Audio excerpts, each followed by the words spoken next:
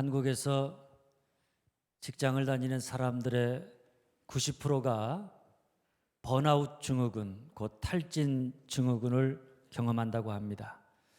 번아웃 증후군은 한 가지 일에 몰두하던 사람이 마치 에너지가 다 방전된 것처럼 갑자기 무기력해지는 증상을 뜻하는 심리학적 용어입니다.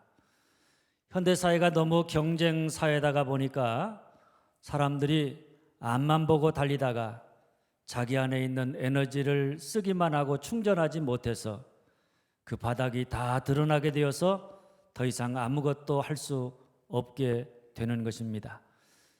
여기에 대해 많은 전문가들의 처방은 억지로라도 쉬라는 것입니다. 쉬면서 자기 자신을 돌아보고 자기를 재충전해야 한다는 것입니다. 주님을 위한 사역도 마찬가지입니다.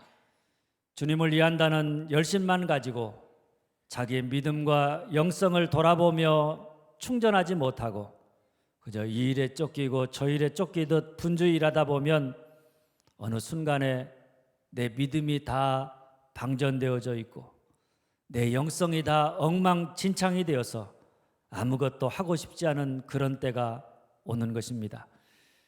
그래서 우리가 주님의 일을 하면서 그 무엇보다 필요한 것은 자기 자신을 끊임없이 영적으로 재충전하는 일입니다. 우리의 믿음이 바닥나지 아니하도록, 그래서 우리 안에서 끊임없이 생수의 강이 흘러 넘치도록 우리 자신의 믿음과 영성을 늘 관리하면서 사는 자가 되어야 합니다.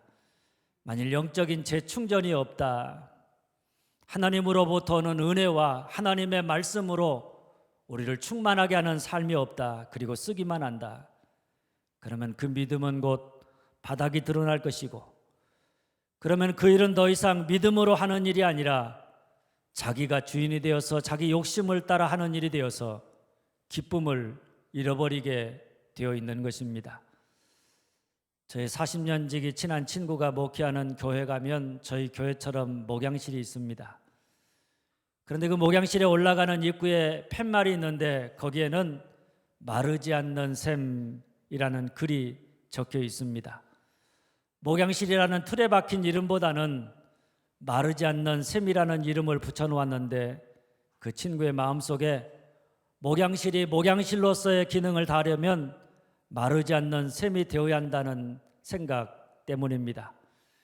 그래서 그 친구는 그 안에서 자기 자신이 마르지 않는 샘이 되기 위해서 끊임없이 말씀을 묵상하고 기도하고 많은 책을 읽으면서 자기 자신을 영적으로 충전하는 일을 게을리하지 않고 있습니다. 목회자만이 아니라 주님의 일을 하는 모든 사람들이 다 마찬가지고 교회도 마찬가지입니다. 교회와 성도로서 주님의 영광이 되고 주님의 나라를 이루어가는 아름다운 믿음의 공동체가 되려면 마르지 않는 샘이 되어야 합니다. 교회가 있고 성도가 있는데 그 속을 들여다보니까 그 안에 하나님이 없다. 하나님을 향한 갈망도, 하나님을 향한 사랑하는 마음도, 그 영성과 믿음이 바닥이 드러난다. 그곳에 더 이상 샘물이 나지 않는다. 그러면 여러분, 그 사람, 그 교회가 세상에 다를 바가 뭐가 있겠습니까? 오히려 세상보다 더 추한 모습으로 전락하고 말 것입니다. 아무리 유명한 약수터도 물이 더 이상 나오지 않는다 그러면 그 순간부터 그 약수터는 더 이상 쓸모가 없는 것입니다. 아무도 그 약수터를 찾지 않을 것입니다. 교회도 마찬가지입니다. 교회와 성도가 마르지 않는 샘이 되지 못한다. 그 안에서 더 이상 생수의 강이 흐르지 않는다. 그러면 그 순간부터 교회도 성도도 그 기능을 다할 수 없고 그런 교회와 성도는 모든 사람들로부터 외면당할 수밖에 없는 것입니다. 그런 의미에서 우리가 주님의 일을 하는 것도 중요하고 열정도 중요하지만 그보다 더 중요한 것은 우리의 믿음과 영성이 마르지 않는 샘이 되도록 우리가 끊임없이 그 믿음과 영성을 재충전하면서 사는 자가 되어야 하는 줄 믿으시기를 바랍니다. 오늘 말씀 바로 이런 사실을 우리에게 잘 가르쳐주는 말씀입니다. 바울이 다메섹 도상에서 자기를 찾아오신 부활의 주님을 만났습니다. 십자가에 못 박이신 예수님이 유대인들이 생각하는 것처럼 하나님으로부터 저주받은 자가 아니라 자기가 기다리던 자기들을 구원할 메시아 그리스도임을 깨닫고 회심했습니다. 그 아나니아를 통해서 세례를 받고 그가 변화되었는데 목숨을 걸고 예수를 박멸하고자 했던 그가 이제는 목숨을 걸고 예수가 그리스도임을 증거하는 자로 변화되었습니다. 그렇다면 첫째, 주님이 쓰시고자 했던 그의 모습이 어떠했느냐 한번 따라서 합니다. 즉시로 힘을 더 얻어서, 즉시로 힘을 더 얻어서.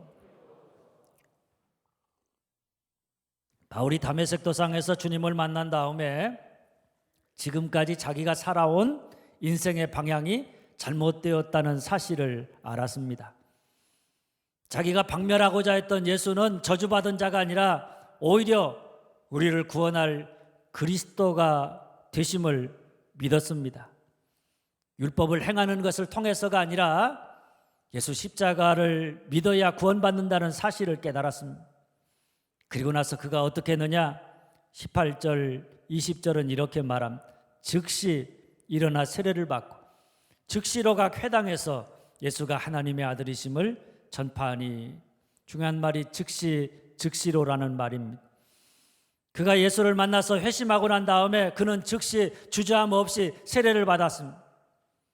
이제는 내가 예수와 함께 죽고 예수와 함께 사는 새 생명의 삶을 살겠다는 다짐과 결단을 했다는 이야기입니다. 그리고 즉시로 그 결심대로 각 회당을 찾아가서 예수는 그리스도다, 예수는 하나님의 아들이다, 이 사실을 전파했습니다. 할렐루야. 우리가 잘 아는 버나드 쇼의 무덤에 새겨진 묘비명, 우물쭈물하다가 내 이럴 줄 알았다. 여러분, 이 말은 우리가 우물쭈물하는 순간에 죽음의 순간이 다가온다, 시간이 얼마 남지 않았다, 그러니까 나중에 후회하지 않도록 우물쭈물하지 말아라, 이런 교훈을 주는 말입니다.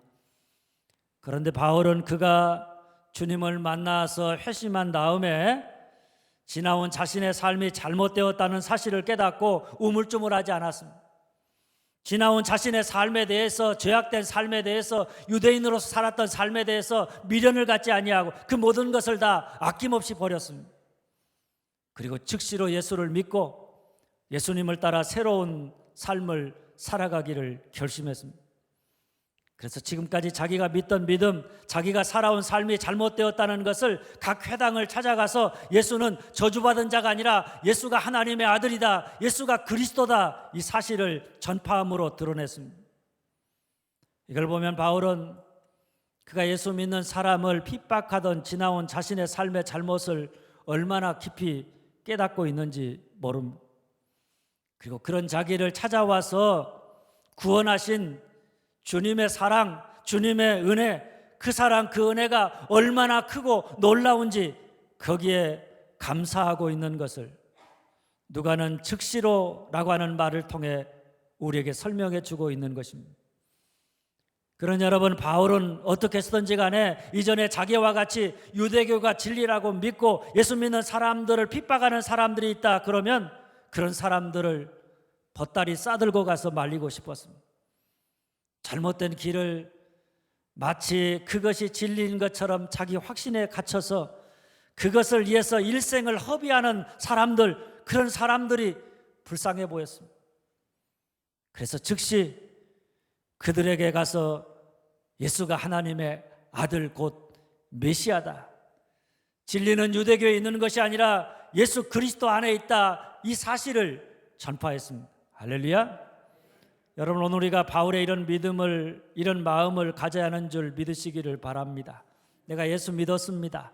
예수 믿고 나서 보니까 지나온 내 삶이 얼마나 허무한 인생을 살았는지, 헛된 것, 다 지나가 버릴 것들, 그것이 영원할 것처럼 그것을 붙잡고 살아왔던 참 쓸데없는 일에다가 참 쓸데없는 짓을 참 많이 했구나, 이런 생각이 듭니다.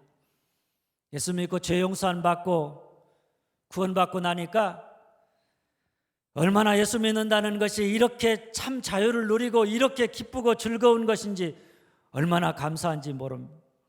그러면 그 다음에 어떻게 하느냐? 나 혼자서 나 구원받았다, 나 용서받았다 감격하고 그치는 것이 아닙니다. 이제는 아직 구원받지 못한 사람들, 이전에 나처럼 하나님 없이 살아가는 사람들, 죄악 가운데서 죄의 종로로 타면서 그 인생의 길을 알지 못하고 방황하면서 살아가는 사람들을 바라보면서 그들을 향해서 주님의 마음 뭡니까 여러분? 긍휼히 여기는 마음을 가져야 합니다. 그리고 그들을 향해서 예수가 곧 길이요 진리요 생명이라고, 예수가 우리를 구원할 그리스도라고, 예수를 믿어야 구원받는다는 이 진리를, 예수 십자가의 복음을 우리가 우물쭈물하거나 지체하지 아니하고 즉시로 전파하는 자가 되어야 하는 줄 믿으시기를 바랍니다. 그런데 여러분, 이런 바울의 변화된 모습이 그 당시 예수 믿는 사람들은 물론이고 유대인들에게 얼마나 큰 충격이었는지 모릅니다. 바울이가 회당에 가서 예수가 그리스도다, 이 복음의 말씀을 전하는 것을 듣고 예수 믿는 사람들이 다 깜짝 놀랐습니다. 유대인들이 당혹해 했다 이렇게 이야기합니다. 얼마나 당혹했으면 사울을 죽이기로 공모를 합니다. 그도 그럴 것이 여러분, 바울이 어떤 사람이었습니까? 유대인 중에 유대인입니다. 예수 믿는 사람들을 핍박하던 사람들, 유대교를 지키고자 자기는 진리의 수호자라고 예수 믿는 사람들을 핍박하던 사람입니다. 그런데 그런 그가 회심해서 예수는 저주받은 자가 아니라 예수가 그리스도라고 전파하고 있으니 유대교 입장에 생각해 보면 그야말로 믿는 도끼에 발등 찍힌 꼴이 되는 것입니다. 바울이라는 사람이 예수를 믿었다. 그리고 그가 회심한 다음에 예수가 그리스도라고 전파한다. 이 사실 자체가 유대교가 잘못되었다, 그것은 틀린 것이다, 거기에 희망이 없다, 이런 증거가 되기 때문에 유대교에는 큰 충격이 아닐 수 없었던 것입니다. 그러니 그날 이후로 그들이 바울을 어떻게 했는가 하면 바울을 죽이기로 공모하고, 그때로부터 시작해서 바울이 그 사역을 마치고 하나님의 부르심을 받을 때까지 수십 년 동안 유대인들이 바울이 가는 곳마다 그를 쫓아다니면서 그를 잡아 죽이려고 얼마나 애를 썼는지 모릅니다. 쉽게 말하면 그 이후로 바울의 삶은 유대인들에게 공공의 적이 되었던 것입니다. 그런데 놀라운 것은 22절입니다. 사울은 힘을 더 얻어 예수를 그리스도라 증언하여, 핍박이 있는 상황입니다. 그런데도 불구하고 바울은 자기를 배신자라고, 자기를 죽이고자 공모하는 사람들이 살기 등등하게 자기를 지켜보고 있는데 거기에 굴하지 아니하고 더 힘을 얻어서 예수가 그리스도라고 증언하였다는 사실입니다. 여러분, 이걸 보면 바울이 얼마나 그 은혜가 충만했는가, 복음을 위한 바울의 열정이 얼마나 대단했는가, 복음을 위해서 주님 주신 은혜와 사랑에 그가 감동이 되어서 얼마나 복음을 위해 열정적인 사람이요 열심 있는 사람인지 모릅니다. 그는 과거를 되돌아보지 않았습니다. 앞에 있는 것, 이방인의 사도로 부르신 예수의 부르심에 그가 어떤 의심과 위협에도 굴하지 아니하고 즉시로 더 힘을 얻어 그 일을 이루고자 하는 복음을 위한 열심을 가진 사람이었습니다. 여러분, 주님이 쓰시는 사람은 예수를 만난 다음에도 우물쭈물하면서 그냥 그렇게 살아가는 사람이 아닙니다. 하나님 말씀을 통해서 은혜 받았음에도 불구하고 우물쭈물하면서 그냥 그렇게 살아가는 사람이 아닙니다. 은혜 받았다면, 말씀을 통해서 우리가 깨달았다면 즉시로 주저하지 아니하고 예수 믿기로 결단하고 예수와 함께 예수님의 말씀 따라 살아가기를, 새 생명의 삶을 살아가기를 결단하되 그 어떤 의심과 위협에도 굴하지 아니하고 더 힘을 얻어서 믿음의 삶을 살아가고 하나님이 열어가시는 구원의 새 역사에 온 마음과 힘을 다하여 복음을 위한 열정을 가지고 사는 사람인 줄 믿으시기를 바랍니다. 둘째, 따라서 합니다. 급해도 아무나 쓰지 않는다. 급해도 아무나 쓰지 않는다. 23절 전반절입니다. 여러 날이 지나매 여기 여러 날은 문자 그대로 며칠이 아닙니다. 갈라디아서 1장 17절 18절 말씀에 보면 사도 바울이 예수를 만나 변화된 다음에 바로 예루살렘으로 가지 아니하고 아라비아 광야로 들어가서 거기서 3년을 지내는데 바로 이 3년의 숨겨진 시간을 여러 날이 지남에 이렇게 표현하고 있는 것입니다. 아라비아는 사막 곧 광야입니다. 광야는 여러분도 잘 아는 것처럼 사람이 살아갈 수 없는 메마른 곳입니다. 아무것도 없는 곳입니다. 하나님을 의지하지 않으면, 하나님 말씀대로 순종하지 않으면 살아남을 수 없는 그런 곳입니다. 오직 주님만 바라볼 수밖에 없는 그런 곳이 광야입니다. 그런데 주님이 바울이 회심한 다음에 그를 곧바로 예루살렘에 보내서 이방인을 위한 선교사로 파송을 받아 선교 사역을 감당하게 한 것이 아닙니다. 그를 예루살렘이 아니라 어디로 보냈습니까? 아라비아 광야로 보냈습니다. 그곳에서 3년 동안 하나님밖에는 아무것도 없는 그곳에서 3년을 지내도록 했습니다.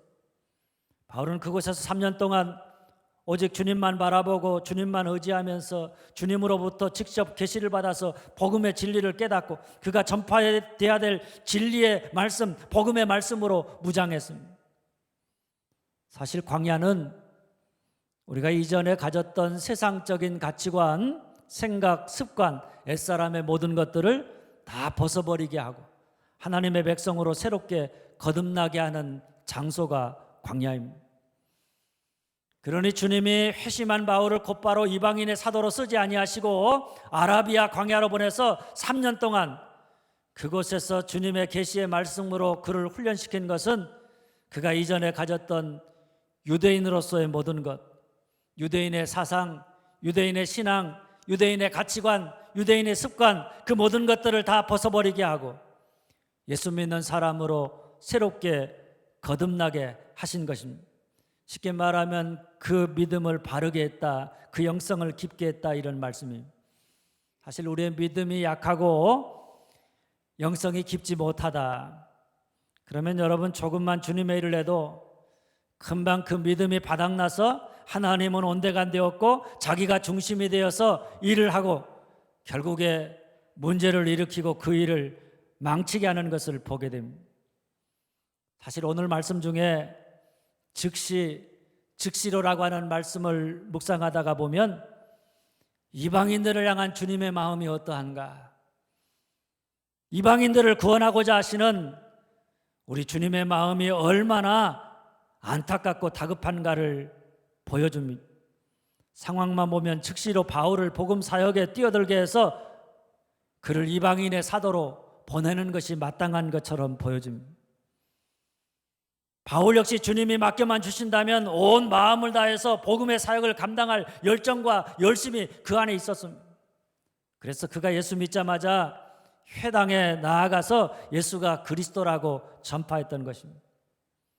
그런데 놀라운 것은 주님의 마음이 아무리 다급하고 바울에게 복음 사역을 감당할 열정과 열심이 있었지만은 주님은 그런 바울을 곧바로 사용하지 않으시고 그를 먼저 3년 동안 아라비아 광야로 보내셨다고 하는 사실입니다. 할렐루야. 여러분, 이걸 보면 우리 주님은 아무리 급해도 아무리 그 사람을 쓰고 싶어도 아무나 쓰시지 않는다는 것입니다. 그 믿음과 그 영성이 깊지 못해서 조금만 쓰면 바닥을 드러내고 마는 사람, 그런 사람은 주님에게 쓰임받기 전에 먼저 그 믿음과 영성을 깊게 해야 하는 것입니다. 일례 주님은 우리를 끊임없이 하나님 외에는 아무것도 의지할 것이 없는 아라비아 광야로 우리를 보내십니다. 그곳에서 끊임없이 주님을 만나고 끊임없이 주님의 말씀을 듣고 끊임없이 주님께 기도함으로 말미암아 우리의 믿음과 영성이 마르지 않는 샘과 같이 깊어지게 하시는 줄 믿으시기를 바랍니다. 그러니 오늘 우리가 주님의 일을 하면서 그 일을 감당할 만한 우리의 믿음과 영성이 깊지 못하다, 우리의 믿음과 영성이 메말라 있다, 그래서 조금 일하다가 그 믿음과 영성이 바닥나서 주님이 아니라 내가 일한다, 주님의 생각이 아니라 내 생각, 주님의 마음이 아니라 내 욕구와 내 감정을 따라서 일한다, 그러면 우리가 하는 그 모든 일들이 겉으로 보면 아무리 큰 일이고 주님의 일처럼 보인다고 할지라도 그것을 통해서는 주님의 기쁨, 주님의 영광이 될 수 없는 줄 아시기를 바랍니다. 그러므로 오늘 역시 주님의 일을 감당해 나가면서 무엇보다 우선해야 하는 것이 있다면 그것은 내 믿음이 바닥나지 아니하고 내 영성이 메마르지 아니하도록 우리가 끊임없이 하나님 앞에 나 홀로 서서 하나님 앞에 오직 주님만 바라보는 아라비아 광야로 나아가야 한다는 것입니다. 내 삶의 아라비아 광야로 나가서 그곳에서 날마다 주님을 만나고 주님 앞에 서서 주님이 내게 주시는 말씀을 듣고 주님께 온전한 마음으로 기도하는, 그래서 주님 안에서 아침마다 새로운 주의 은혜를 깨닫고 날마다 새롭게 변화되어가는 마르지 않는 샘 같은 여러분들이 되어줄 수 있기를 주님의 이름으로 축원합니다. 셋째, 따라서 합니다. 바나바 같은 사람이 필요하다. 바나바 같은 사람이 필요하다. 바울이 아라비아 광야에서 3년을 보낸 다음에 다메섹으로 돌아왔습니다. 그런데 다메섹의 유대인들이 그를 가만두지 아니하고 죽이고자 공모했습니다. 더 이상 그곳에 머물 수가 없어서 밤에 광주리를 타고 다메섹을 빠져나와서 예루살렘으로 건너갔습니다. 그런데 여러분, 바울의 마음, 예루살렘으로 건너가는 바울의 마음은 이제 내가 예루살렘 교회 제자들을 사귀어서 그들과 함께 주님이 내게 주신 비전, 나를 통해서 이루고자 하시고 내게 깨닫게 하신 그 모든 것들을 함께 나누고 주님이 맡기신 선교의 사명을 감당하고자 하는 마음으로 잔뜩 기대에 차 있었을 것입니다. 그런데 제자들이 어떻게 반응했느냐? 26절입니다. 다 두려워하여 그가 제자됨을 믿지 아니하니. 다 두려워했다고 말합니다. 그리고 그가 제자가 되었다는 사실, 그가 예수 믿고 회심하여서 예수 믿는 그리스도인이 되었다는 사실을 믿지 않았습니다. 그가 예수 믿었다고 하는 것은 아마 모르긴 몰라도 우리를 잡아가려고 하는 속임수다, 이런 정도로 생각했습니다. 그러나 여러분, 바울이 다메섹에서 핍박을 피해 예루살렘으로 건너왔지만은 예루살렘 교회에 정착해서 예루살렘 교회의 지원을 받아서 하나님이 자기에게 맡겨주신 이방인 선교의 사명을 감당해 나간다, 그것은 참으로 여간 어려운 일이 아니었던 것입니다. 그런데 여러분, 어떻게 되었습니까? 28절 말씀입니다. 사울이 제자들과 함께 있어 예루살렘에 출입하며 또 주 예수의 이름으로 담대히 말하고. 바울이 제자들과 함께 있었습니다. 함께 있었다는 것은 그가 교회 공동체의 한 가족으로 받아들여졌다는 것을 이야기하는 것입니다.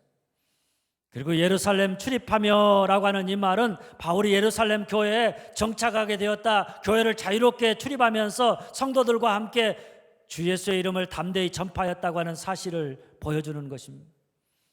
그런 여러분, 바울이라고 하는 사람이 예루살렘 교회 성도들과 함께하고 그 교회에 정착하게 되어서 예루살렘 교인들과 더불어 복음 사역을 감당하는 자가 되었으니 그 결과는 뻔한 것입니다. 31절은 이렇게 말합니다. 교회가 평안하여 든든히 서가고 주를 경외함과 성령의 일호로 진행하여 수가 더 많아지니라. 교회가 핍박 가운데도 내적으로 평안하여 든든히 서갔습니다. 모든 교회 사역의 어려움 속에서도 오직 주님만을 바라보면서 주의 성령의 인도하심을 따라 행하는 성령 충만한, 영적으로 충만한 교회가 되었습니다. 그리고 수적으로 부흥하는 역사가 일어나게 된 것입니다. 할렐루야. 여러분, 교회가 예루살렘 교회와 같이 핍박과 어려움 속에서도 평안하여 든든히 서가고 영적으로 성장하고 성숙해가고 더욱더 외적으로 성장해가는 비결은 다른 게 아닙니다.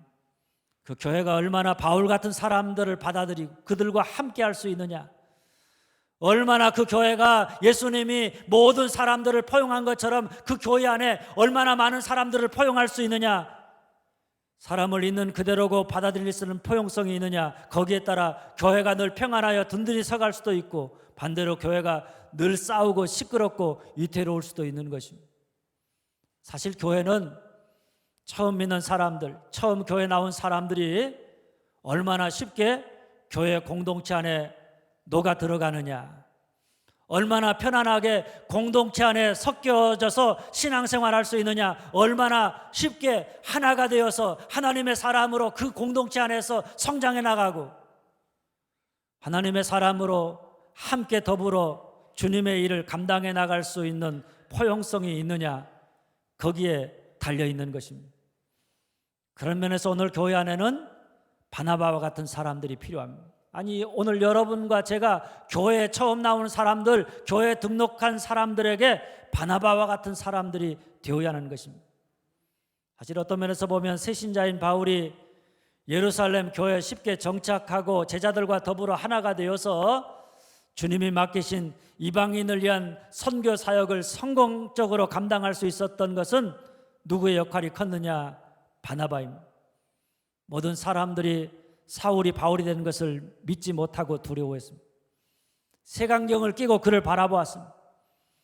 그런데 유독 한 사람, 바나바는 바울을 그의 과거의 이력을 가지고 판단하려고 하지 않았습니다. 그가 이전에 이런 사람이었으니까 아마도 그의 마음은 이런 걸 거야, 쉽게 속단하지 않았습니다.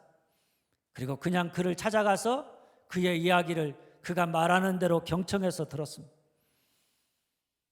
그리고 그를 자기 선입견을 가지고 판단하지 아니하고 있는 그대로 보고 믿어주었습니다.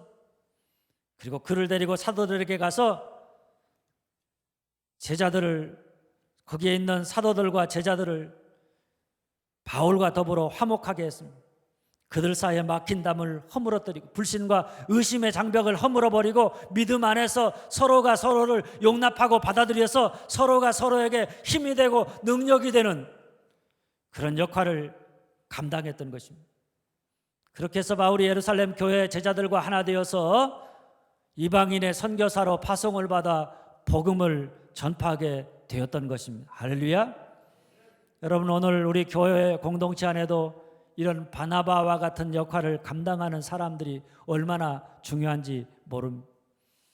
아니, 오늘 우리가 다른 형제들에게, 특히 새신자들에게 바나바와 같은 축복의 사람, 위로의 사람이 되어야 이 공동체가 희망이 있고 이 공동체 안에서 모두가 다 신앙이 성장해서 하나님 맡기신 사명을 우리가 능력 있게 감당해 나갈 수 있는 줄 믿으시기를 바랍니다.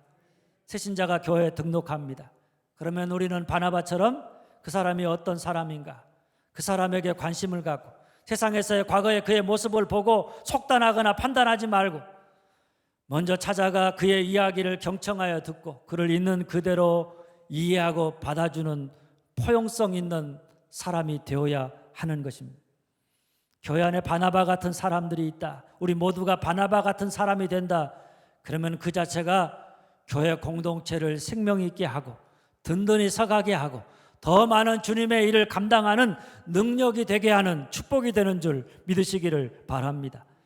그런데 만일 교회 안에 바나바 같은 사람이 없다, 바나바 같은 사람이 되려고 하지 않는다, 그저 자기들끼리 좋아서 끼리끼리 신앙생활하고 끼리끼리 교제하는 것으로 만족한다, 그러면 그 교회는 바울과 같은 새신자가 들어와도 다 떠나가 버리게 될 것이고 점점 더 쇠퇴하여 갈 수밖에 없는 것입니다. 아마 모르긴 몰라도 예루살렘 교회에 바나바 같은 사람이 없었다면 그 교회도 끼리끼리 교회가 되고 말았을 것이고, 그렇다면 그 교회는 거기에서 그 생명이 끝났을지도 모릅니다. 여러분, 오늘 우리 교회가 든든하여서 평안히 서가는 교회, 영적으로 성장하고 성숙해가는 교회, 세상의 핍박과 어려움 속에서도 점점 더 그 숫자가 많아져가는 흥하는 교회가 되려면 바나바 같은 사람들이 필요합니다. 교회는 항상 새로운 사람들을 향해서 열려져 있고 그들이 어떤 사람들이든지 주님이 그들을 용납하신 것처럼 그 모든 사람들을 용납할 수 있는 그런 너그러운 마음, 주님의 마음을 가지고 있어야 하는 것입니다. 그래서 새 가족이 기존의 성도들과 더불어 쉽게 하나 되고 더불어 함께 하나 되어서 주님의 일을 감당해 나갈 수 있는 열린 공동체가 되어야 합니다. 그러려면 거기에 반드시 어떤 사람이 필요하냐? 바나바 같은 사람이 필요합니다. 바나바 같은 사람들이 있어서 처음 믿는 사람들, 처음 교회 나온 사람들에게 관심을 갖고 그들의 말을 경청하여 듣고 그들이 교회 공동체의 일원이 되기까지 그들을 잘 섬겨서 그들의 연약한 믿음이 성장해서 더불어 함께 주님이 교회에 맡기신 사명을 감당해 나갈 수 있도록 섬기는 자가 되어야 하는 줄 믿으시기를 바랍니다. 사랑하는 여러분, 주님은 아무리 급해도 아무나 쓰시지 않습니다. 어떤 사람을 쓰시느냐? 첫째 따라서 합니다. 즉시로 힘을 더 얻어서, 즉시로 힘을 더 얻어서 우물쭈물하지 아니하고 결단해서 어떤 어려움과 위기 속에서도 새 생명과 복음을 위해서 온 마음과 힘을 다해서 열심을 다하는 사람이, 복음을 위한 열정이 있는 사람이. 둘째 따라서 합니다. 급해도 아무나 쓰지 않는다. 급해도 아무나 쓰지 않는다. 그 믿음과 영성이 마르지 않는 사람, 날마다 광야로 나아가 하나님 앞에 서서 하나님과 더불어 더 깊은 교제 가운데 살아가는 사람, 바로 그런 사람을 쓰시는 것입니다. 셋째 따라서 합니다. 바나바 같은 사람이다. 바나바 같은 사람이다. 바라기는 여러분 모두가 늘 복음 앞에서 결단해서 복음을 위해 열심을 다하되 항상 그 믿음과 영성이 마르지 않도록 광야의 삶을 살고 바나바처럼 다른 사람을 있는 그대로 용납하고 섬기는, 그래서 더불어 함께 주님이 맡겨주신 사명을 감당해 나아가는 여러분들이 다 되어줄 수 있기를 주님의 이름으로 축원합니다. 기도하겠습니다.